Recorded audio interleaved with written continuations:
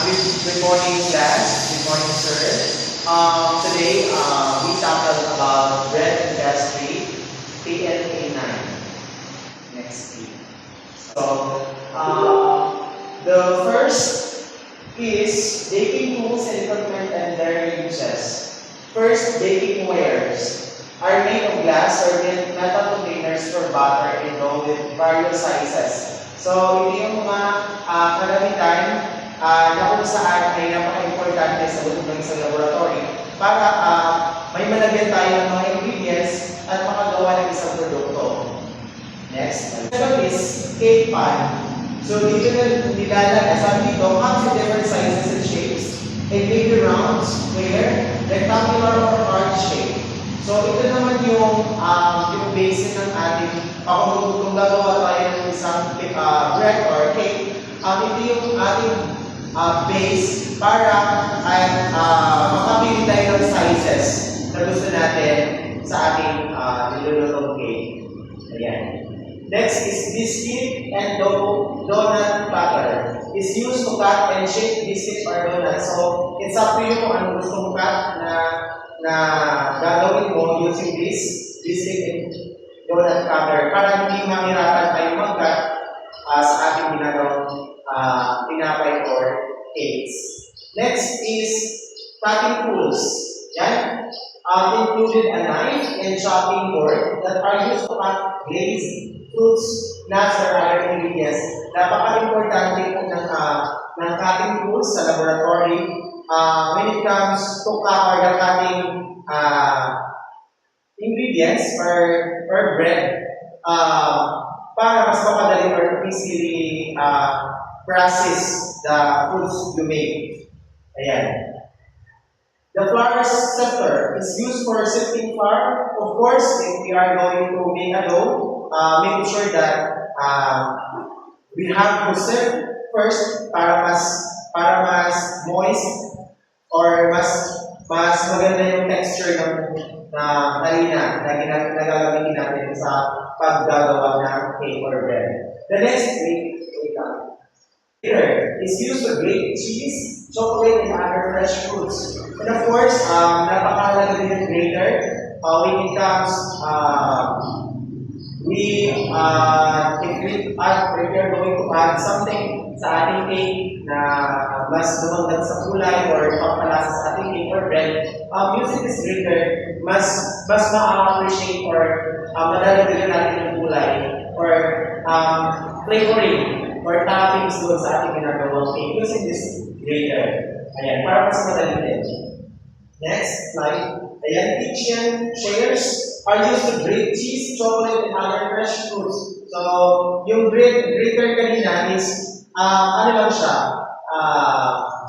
hindi siya ganun ka-flexible gamitin kasi more on lang siya sa kulturan kung sa Tagalog. Ito naman, yung mga big size of ingredients na hindi kaya ng grater. So, yung kitchen chairs yung ginagamit para mas mapadali din. Next slide. Measuring cups consist of two types, namely A graduated cup with fractions, 1/3, 2/3, 1/2, 1/3, 1/4, and 1/8. B, a measuring glass made of transparent glass or glass is more accurate for measuring. So, ito, yung kadalasan ginagamit sa ating laboratory, yung may mga sukat.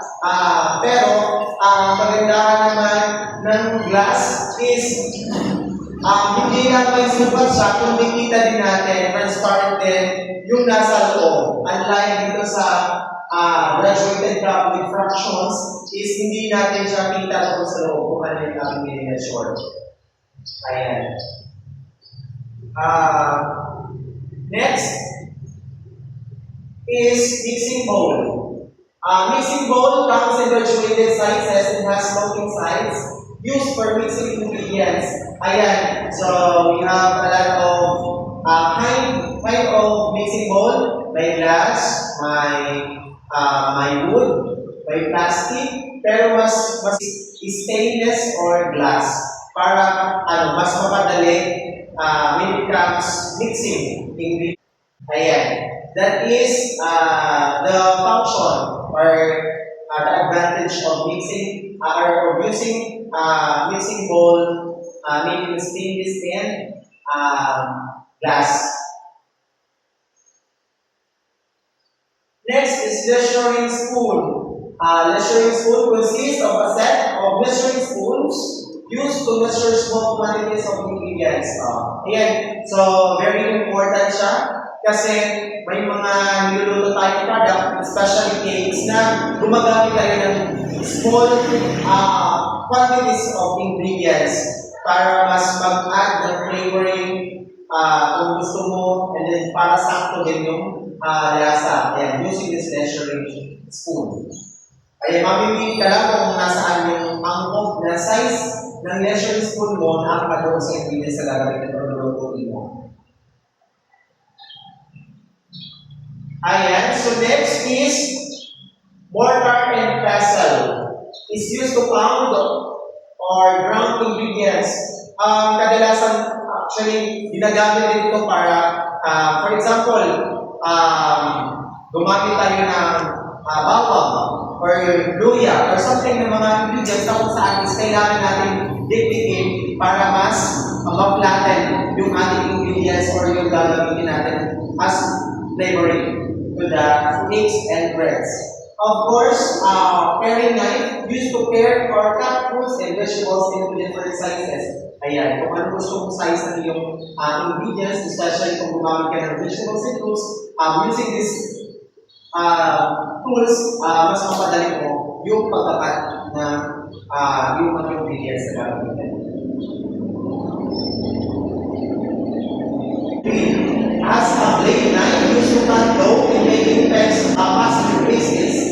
Ayan, so, ginagamit din natin ito para mas madaling pagkat ng ating dough. Kasi yung dough naman is, pag hindi accurate yung ginamit natin ng pagkat, so, it is hard to us to cut it into kung anong gusto mong size. Now, using this pastry wheel, mas madali kasi umiikot sa habang pinakat mo yung dough. Kasi yung dough naman, minsan may makapal, minsan mas manipis. So, mas maganda siya gamitin doon sa mga makapal na dough. Yan, kasi hindi siya pabalik-balik or hindi maaari yung pagkakat mo. Dire-diretso siya. And then, rotary egg better is used in beating eggs or baking meat. So, ito yung pinaka-dapat natin ginagamit kung tayo po ay nagbabati ng itlog para mas mahalo siya ng maganda at mas possible na maganda yung bubog ng ating tinapay kasi na-mix yung egg na maayos. Tapos, kung mapapansin natin, doon sa mixing bowl, kapag ito yung gamit natin, may kadalasan ng mga small particles of egg na hindi siya nasisimot doon sa gilid ng bowl. So, using this one, talagang maayos at maganda yung pagbabati. Rolling pin is used to flatten or roll the dough. Ayan.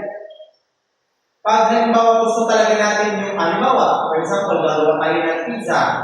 So, using this one, mas ma-flatten this, maganda yung texture and maganda yung shape and yung thicker ng pizza.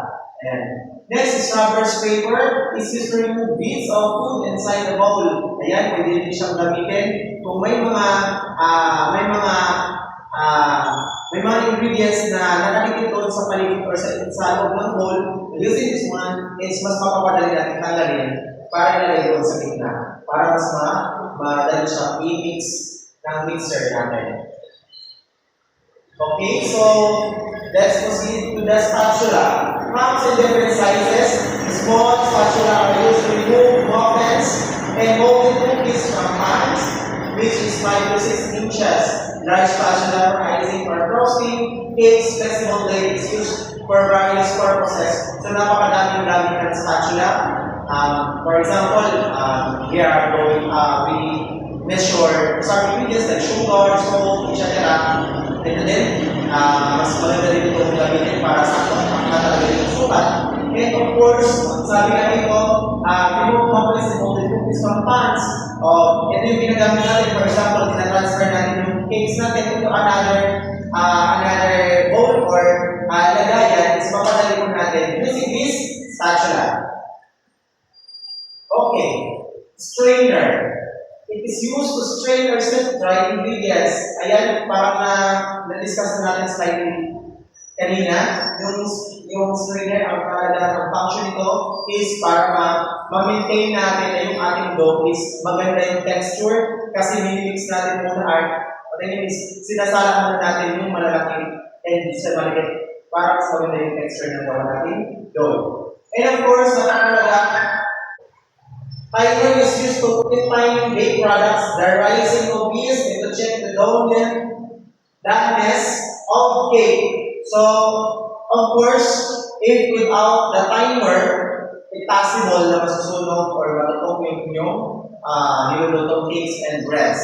And of course, it's possible na mailaw if you are not following the right timer that given to you during the assessment. Ayan. So, pag hindi tayo gumamit ng timer po, it's possible na hindi siya maganda. Kasi, dapat alam mo na yung oras mo din ng dapat i-google or yung oras na nandoon yung cakes mo sa loob ng oven para hindi matutong or magilaw yung niluluto. Okay. The wire whisk is used to beat or whip egg whites or cream. Ayan, pwede din siyang gawin natin pang-mix or pang-bate. Ayan, wooden spoon is also called mixing spoon with shanks in various sizes suitable for different types of mixing. Ayan, mamimili ka lang kung ano yung akma doon sa yung niluluto or yung mix mo. Hindi napaka-advantage ang advantage naman ng wooden is hindi ka mainitan if you are while mixing your foods, especially kung ang niluluto mo is directed to the heat. Yan. Ito yung mga napakalaking advantage ng wooden spoon. Okay? So other baking, ito din yung ibang mga kagamitan na ginagamit sa baking or procedure. Okay, first is cake decorator. Cake decorator is used to decorating or designing other pastries products.